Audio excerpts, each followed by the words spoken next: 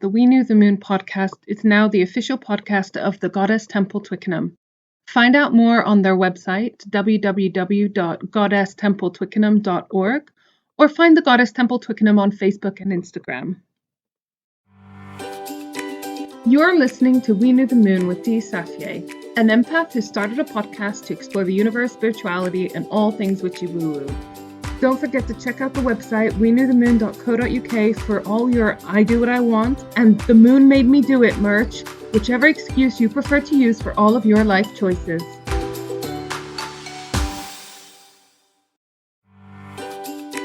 You're listening to We Knew the Moon with Dee Safier, an empath who started a podcast to explore the universe, spirituality, and all things witchy woo-woo.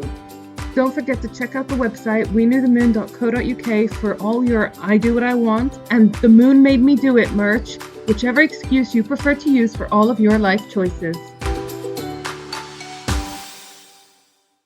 Hi, this is the We Knew the Moon podcast, and my name's Dee, and I'm here again with Leslie Ann O'Brien, who is my friend from a very long time, and she's my gigging partner, my partner in crime, my brunch partner, she's my wild adventure in the Surrey Hills partner, she's my ice cream partner, she's my gelato partner. A lot of things that we do together. And cheesecake buddy. Cheesecake buddy, ice cream cheesecake buddy. It's a very food-based friendship and music-based friendship, I think, which is food great. And music. Oof. And love. That's what our friendship is based. Absolutely. And more on that in the last episode on the Age of Aquarius. Well, I'm really excited because this episode, you are going to tell me about a topic, aren't you? Absolutely. And you know what's really exciting is that because we talked about lots of different topics, I've forgotten which one you're doing. So it's a surprise for me. Oh, fantastic. This is a surprise for me as well, actually. Oh, okay. Well, I mean... do you know what topic you're doing? Well, I thought I did until I started researching, and you're going to find out why. Because today, Dee, we're going to talk about the Mayan civilization. Oh my God, that's so cool. I love the Mayan civilization. So do I. Like when I was a teenager reading lots of books, and it just seemed like the ultimate mystery.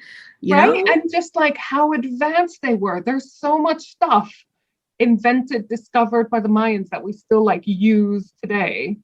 And then they just disappeared. Where did they go? What happened? Oh my God. All those cheesy 90s documentaries, National Geographic ripoffs and stuff, like, where did the Maya go? Some predict that it was aliens. I feel like I've got a natural affinity with, Central Mesoamerica. Like, is it your spiritual home? I just feel like there's a connection. Like the first time I tried a warm breakfast tortilla from my neighbors, yes, food-based again, I'm like, I'm in. What is this? Yeah. And just, from like the sort of the beans, the chocolate. Food, chocolate, the people, the culture is great. So what you had in sort of pre-Western, sort of pre-contact civilization in that area, you have the Olmecs, the Mixtecs, the Tehuahans, and the Aztecs. So like they're actually different groups, and the Aztecs were further north than the Mayans. So also, I just want to caveat, I'm not an expert in this, and I'm probably going to get some names wrong. No one is listening to this because they want to hear a PhD study on the topics. Gibberish, but a lot of enthusiasm here. So I'm going to refrain from saying all those names with lots of X's and stuff in it. In researching this and sort of listening to some experts, the thing that really caught me and what I thought was really cool, as opposed to being this mysterious group of people that disappeared, it's now more about like our perception, the Western perception that we have projected onto the Mayan, and what we had thought before is totally wrong, because what we've done is we've filled in the gaps, right? We filled in the gaps of, well, it must have been this, when their sort of lifestyle, culture, spirituality, and everything is so different towards any sort of anything in the Western civilization, right? You just need a different head. So there's been amazing discoveries, especially in the past 20 to 30 years, that's totally changing how we look at the Mayans as well. Oh my God, that's great, because the last time I formally learned about the Mayans was when I was in school more than 20, 30 years ago. So it'd be really good to have an update. I can't wait to hear it. And we were probably reading old books. I know I was, right? Oh, yeah. Because essentially when we were at school, all there would have been is dates. Like the only thing that we could have transcribed from their written down language were dates. So we just all had to fill in the rest, and everything was a mystery. Now we're doing fantastic things. I say we, people are doing fantastic things. You and me included. We're part of this journey. Well, you got to tell someone, right? Yeah. We're listening, eagerly listening. So they're scanning the jungle with lasers, and these lasers are sort of hitting the sort of foliage and even getting down to the ground and showing where all the settlements and all the buildings that the Mayas had. All right. So for those who don't know, the Mayan Empire pretty much spread all from like sort of southeastern Mexico over to Guatemala, some bits of El Salvador, Belize, Honduras. It's a lot of ground, absolutely massive. And because of where it's situated, a lot of jungle. So it's not really the kind of place where you go, that land over there is raised, let's go excavating. Everything is hidden by jungle.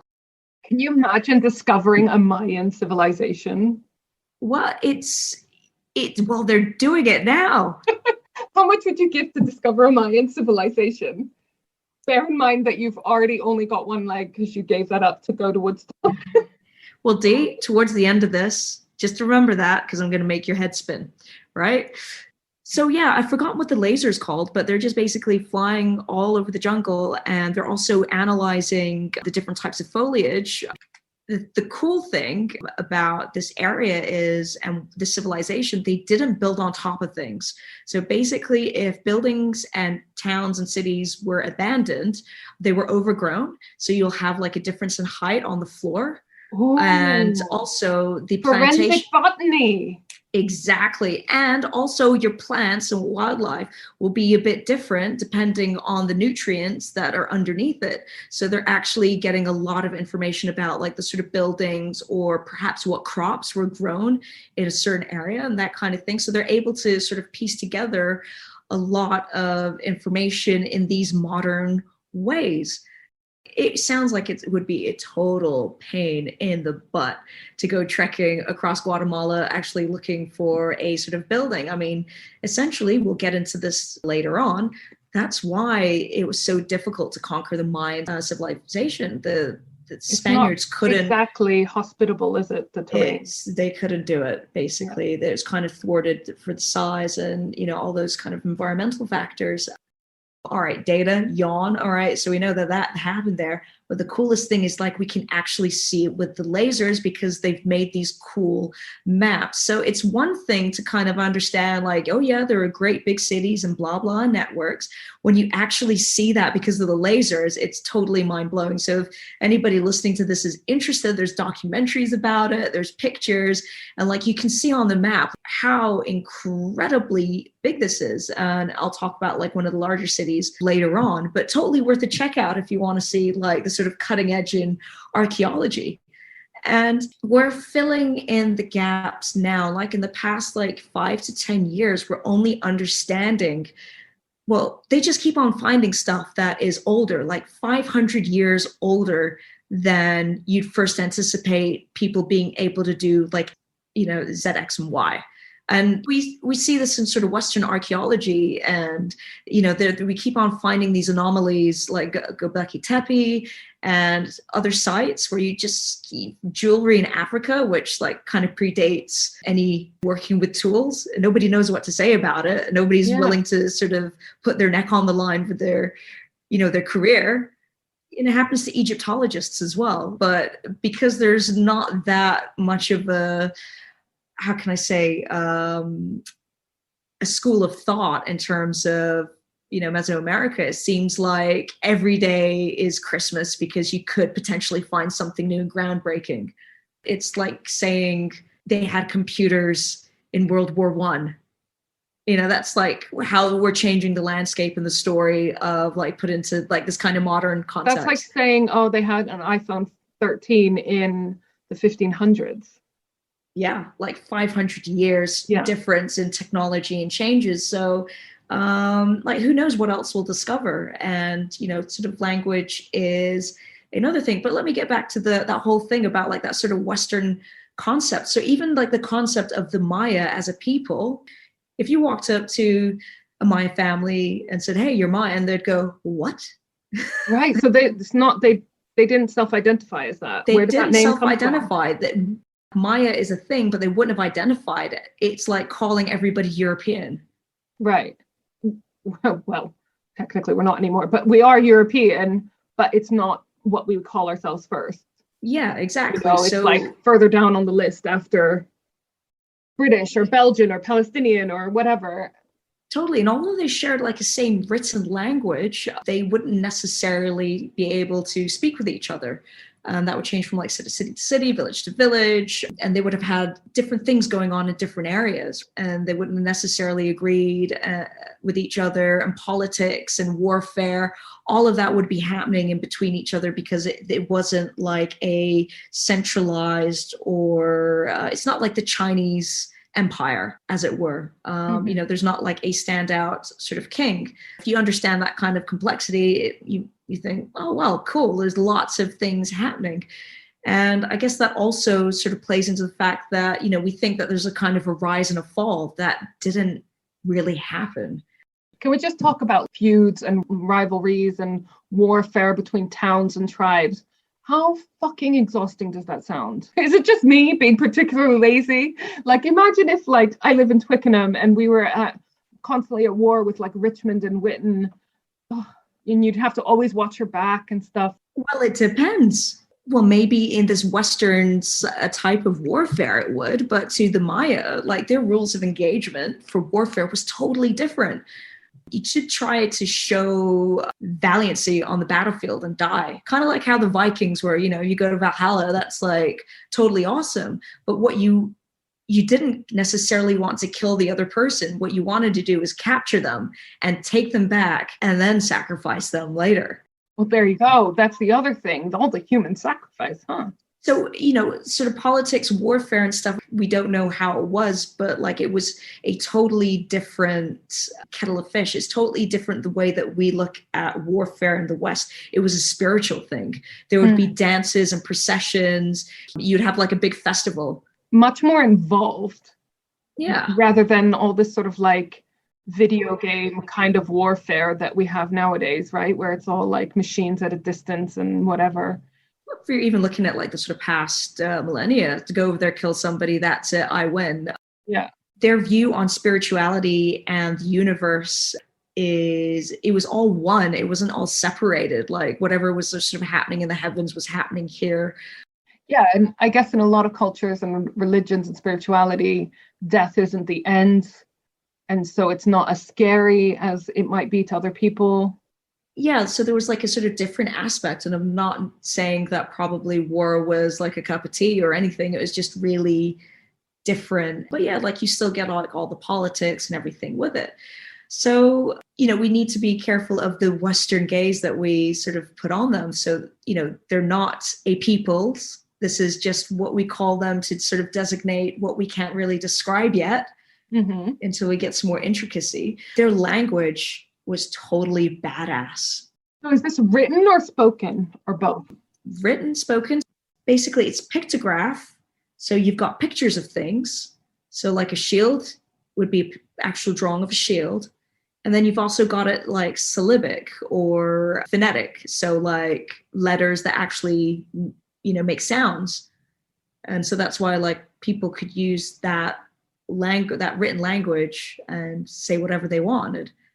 I mean, that's incredibly advanced for the time, isn't it? Absolutely. There's nothing happening like that in the sort of Western Hemisphere at that point. It is miles and miles ahead. And a lot of linguists just guess as linguists, yeah, absolutely think it's stunning, it's beautiful, there's nothing like it. And it does draw some parallels with Egypt, but it's just totally separate.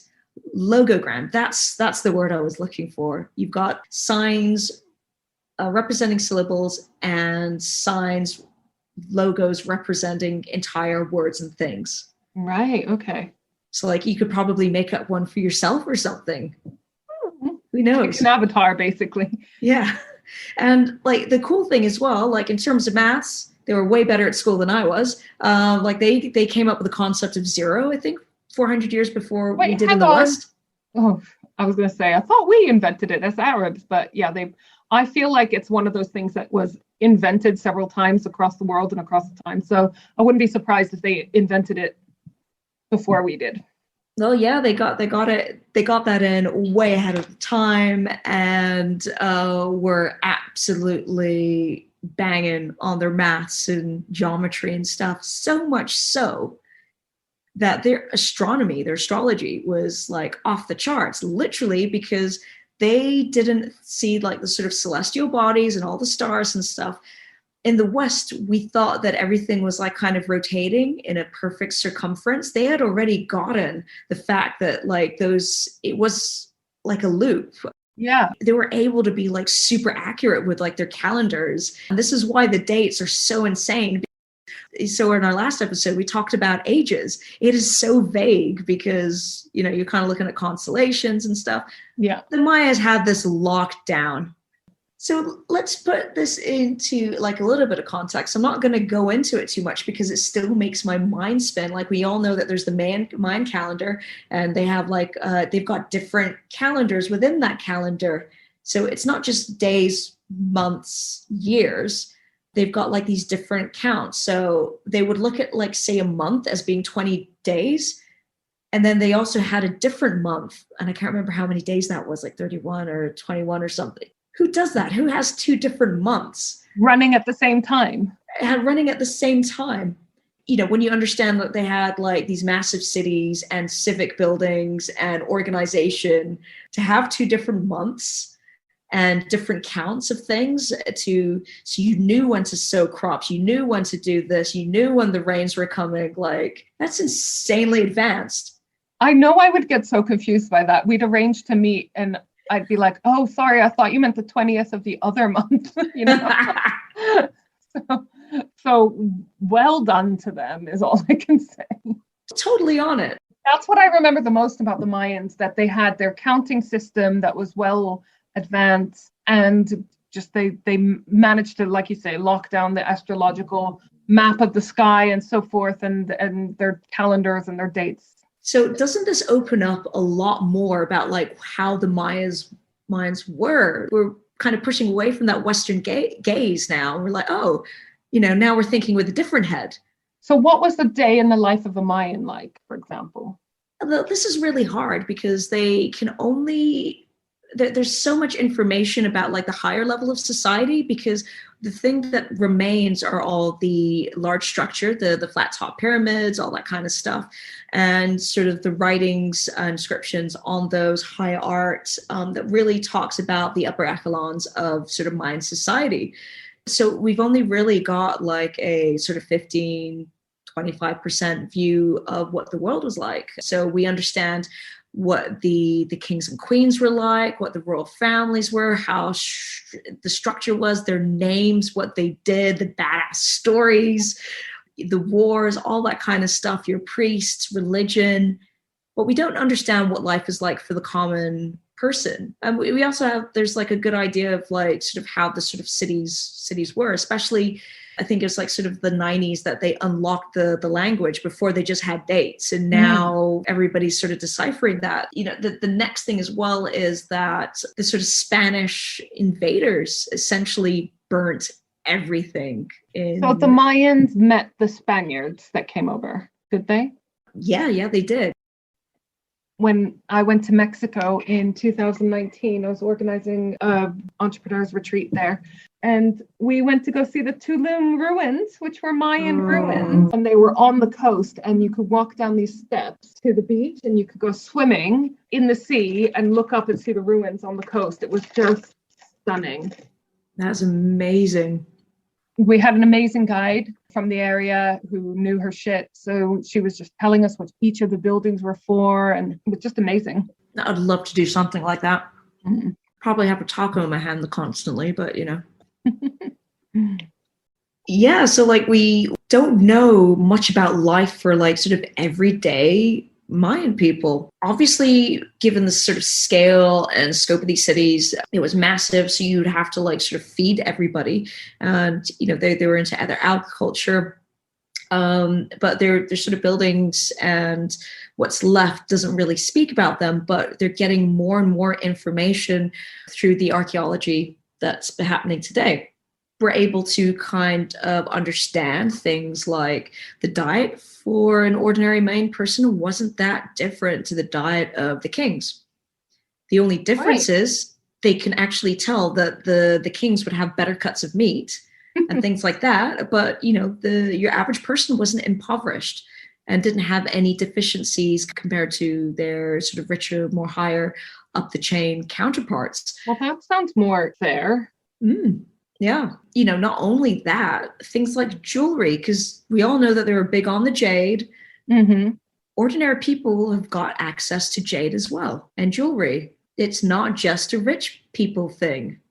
So what was the difference between the rich in quotation and the poor in quotation? I guess the physical labor, the fact that the lower down you are on the social structure, the more you have to do this acquiring of it yourself, maybe? What was really important to them was bloodlines. So the actually ruling class, they would all have bloodlines that would have been linked to a deity or somebody important. So this was really important for them because they believed that anybody could communicate with their ancestors. And if your ancestor is like a deity, then hey, you the man or you the woman. Yeah. What the kings would do they would slash their tongues with thorns or make cuts on their genitals and self-flagellate themselves or whatever, take that blood, put it on paper and burn the paper, and that would be like an email to your ancestors, and your ancestors would sort shit out for you. So ancestors don't necessarily go to the gods, and only the people of that bloodline would have access to that inbox, basically. However, if you're just a regular old farmer and your ancestors were farmers, like you could literally do the same thing, but what do your farmer ancestors know? And that is the difference. Right. You know, you've just got a different access to a different inbox, let's put it that way. So, you know, everybody had the capability to be sort of spiritual. And I think like our concept of gods would, you know, we look at the Egyptians and they sort of revered these things. I think there's like one inscription, like there's like 800,000 gods. We can't think of just like a god of something. They just believed that there was life force in everything. And they respected that. They respected nature. It's a very symbiotic sort of worldview of where they are in the cosmos, their lands, and amongst nature. You know, if you couple this with perhaps a lot of, what's the word I'm looking for? When you're taking shrooms and DMT and stuff like that. Spiritual quests. No. Friday night.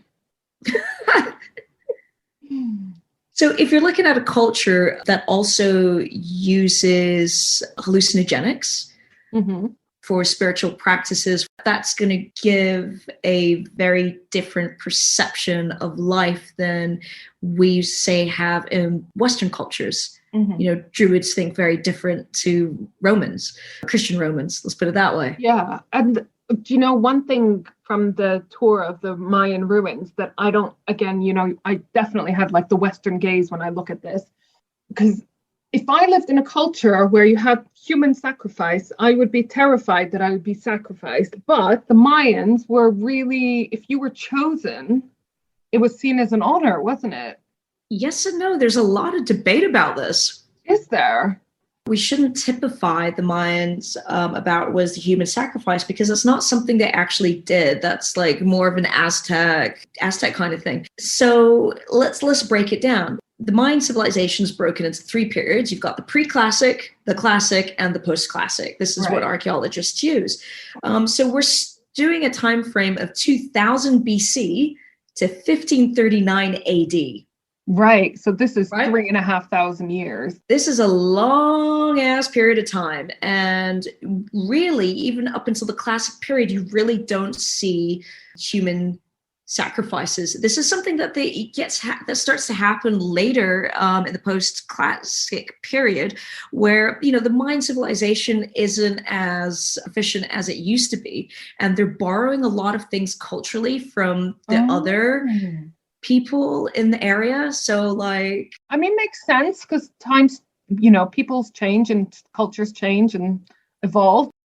So think about the last Egyptians, right? Like Cleopatra onwards, they were pretty much like Roman and Greek, but they were still Egyptians. But they were like, you look at their tombs and the writing and everything, you're like, whoa, that looks Greek to me.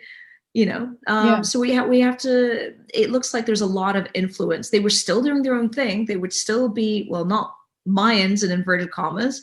So yes, human sacrifice wasn't their thing. And that is mainly a thing of war, that you captured somebody and then you took them to sacrifices to the gods instead of killing them on the battlefield. So there's a lot of debate about that. Like, yes, it did happen, but we need to kind of change our sort of framing of it. Standing of it. Yeah.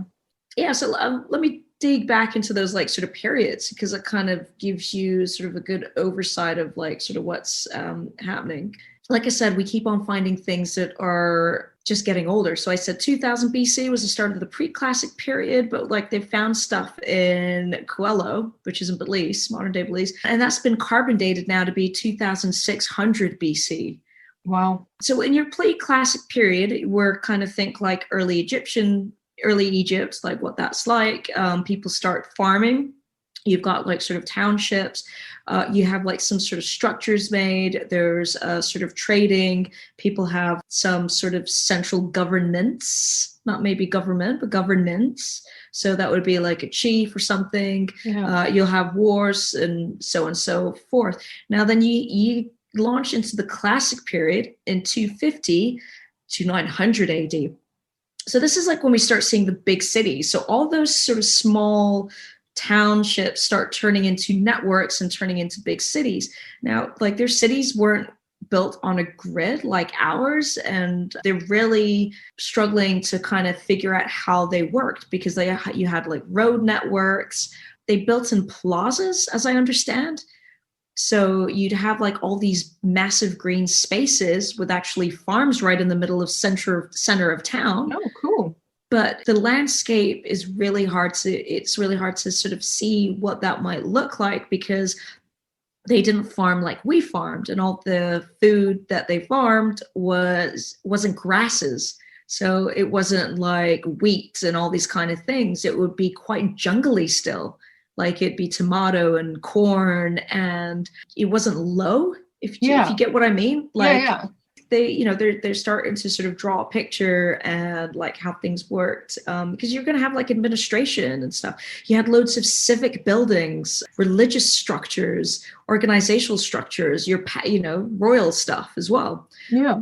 But, once again, with all the laser technology and more excavation, they're able to get like sort of more and more information to dig up what the heck was going on, because at the moment it's a big I don't know. But get this, big cities, 50,000 to 120,000 people. Can you imagine that in AD? Like how these big metropolises were like? Like we're talking actual massive cities.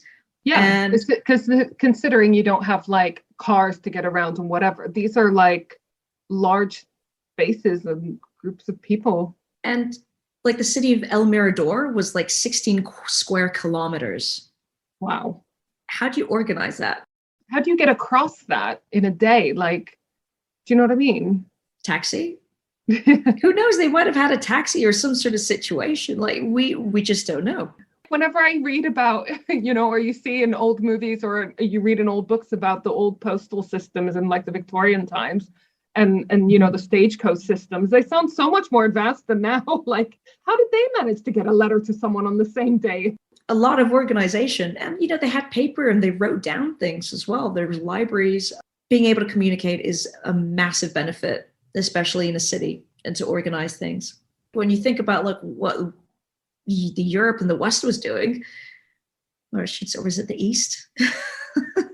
The old world. But the old world is doing at 250 and 900 AD is, not much. Not much. Well, I would say not as cool. Let's put it that way.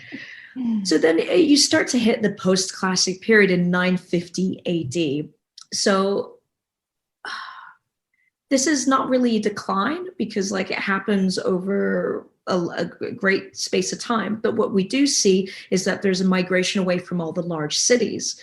So, some of the cities are occupied, but also then you also have other big cities that actually form at that time. So it's really inaccurate to say that it's kind of a fall over, over a millennia. Where are they moving? Is it like post-lockdown where everyone's moving to Cornwall? Do people just have enough of that kind of life?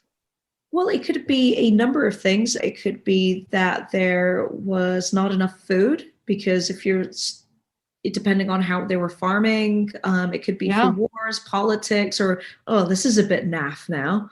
There's a lot of theories, but it's basically economically somehow the cities weren't able to sustain that level of life. So people move away. You still have like great cities and great rulers and all that kind of stuff happening. But things just kind of cool down, and sort of culturally things change as well. Like the Olmecs, the Mixtecs, and the Tehuacan, them guys, especially the Aztecs. You start trading culturally with them. Obviously, between the different Maya cities, a lot of politics and things happening. Things really change by the time the Spaniards arrive. They go along the coast, and actually before they sort of meet the Aztecs, they actually see these great Mayan cities and do make contact with them. And their first perception is like, whoa, this is massive. I remember that the Spanish were really impressed by the Mayans. They wouldn't have said it like that, and they still obliterated them. But, Well, initially, it was obviously you had like a sort of mix of confrontations, awe and checking things out, kicking back and drinking chocolate, or full out war and skirmishes in the first part, because the Spaniards actually went for the Aztecs first, and that was a really quick fall. That was like in about 2 years. Whereas the Mayans, that stretched out, I can't remember how long, but a very, very, I think like 200 years. Was it the Aztecs that had this belief that one of their gods were going to come back over the ocean? They thought that Quetzalcoatl was going to come back over the ocean, and he was this tall, blonde god. So when the Spanish arrived, much taller and paler than the Aztecs, they thought that he was this god, so they welcomed the Spaniards, didn't they? Because they thought that this was meant to be. And then between the sort of different types of weaponry, smallpox and all the other common colds that the Spanish brought over that completely decimated the population without even the start of, actual fighting. Yeah, it just, they didn't stand a chance, did they, the poor Aztecs? Absolutely not. I'm reading a fascinating series of books by John Graham. It's called War Gods. He's written these books telling the story of Cortez and the Aztecs, and actually using written references like Cortez's diaries and other people's diaries, and like linking all these events, but like as a narrative. Because we have these accounts, and it's actually quite fascinating, and adding in all this sort of Aztec spirituality and cultural viewpoints and vice versa. The Spaniards saw like the Mayans and were like really impressed, but they weren't as gold-laden as the Aztecs. They kind of went for the Aztecs first, and then later they wanted to, sort of expand into the Mayan area. And disease was like the big one. It's just an estimate because we don't have an idea of population size. They reckon from like 80 to 90% died from things like sort of smallpox, influenza and stuff. And through sort of warfare and stuff, it wasn't really there wasn't a movement like the Aztecs where you went, okay, Spain won. If anything, it was Mesoamerican people against Mesoamerican people. It's like, because there was only like a handful of Spaniards. They actually conscripted Aztecs and other American people to fight against other cities and stuff. So like, hey, you don't like these guys? Come on, let's go get them, kind of thing. So it's actually the Mayans took down the Mayans in a way. But this is what I think is really cool.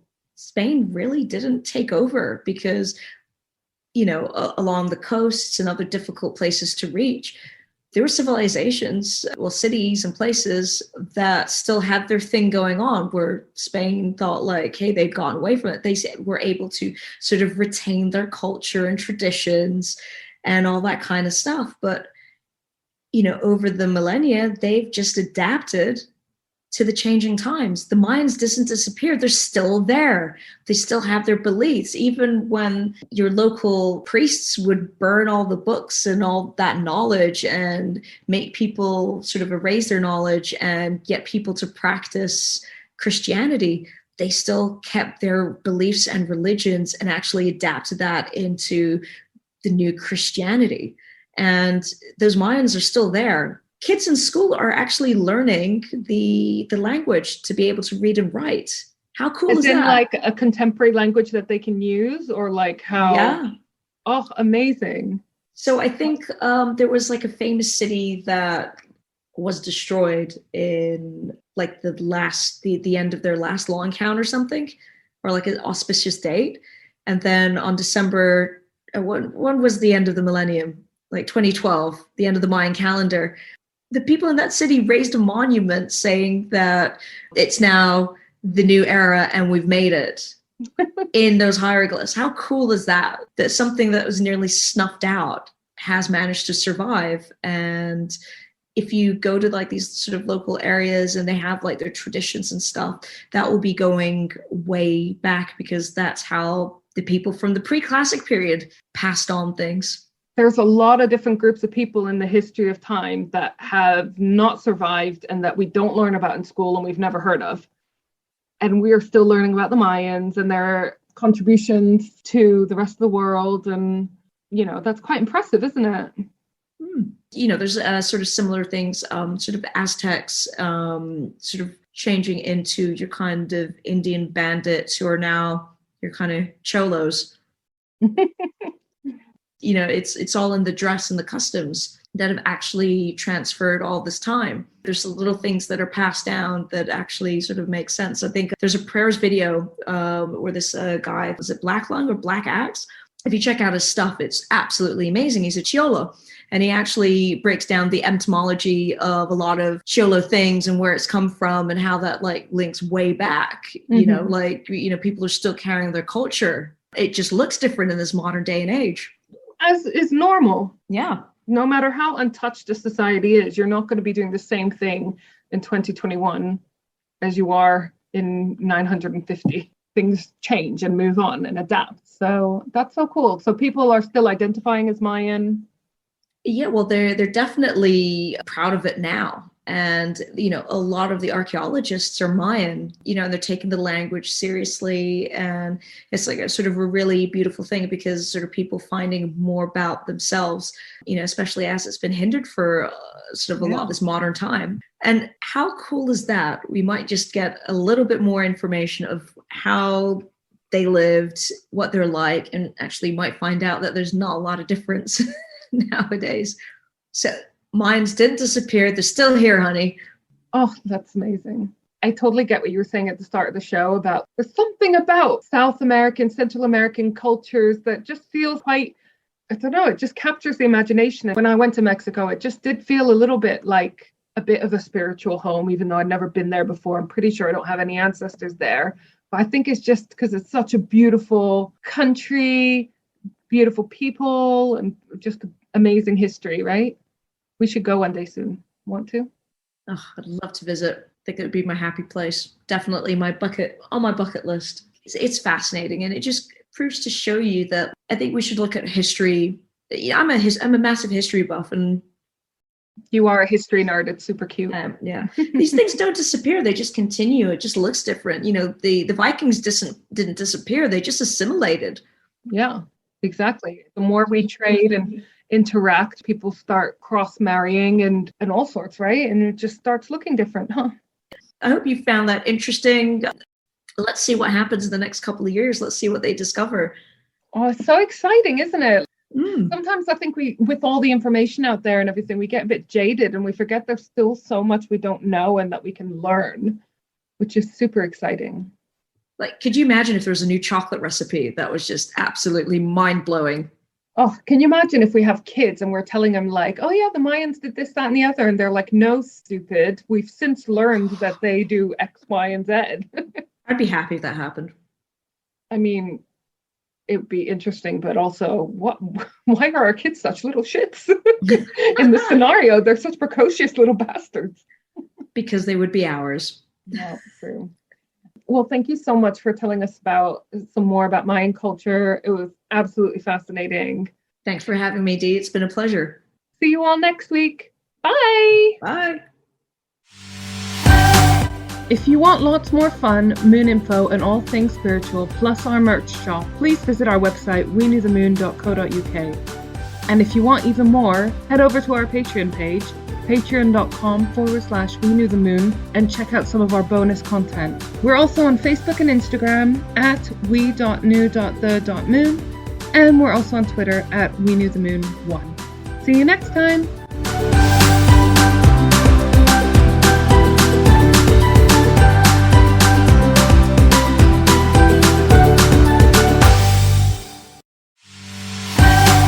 If you want lots more fun, moon info, and all things spiritual, plus our merch shop, please visit our website, weknewthemoon.co.uk. And if you want even more, head over to our Patreon page, patreon.com/weknewthemoon, and check out some of our bonus content. We're also on Facebook and Instagram at we.new.the.moon, and we're also on Twitter at weknewthemoon1. See you next time!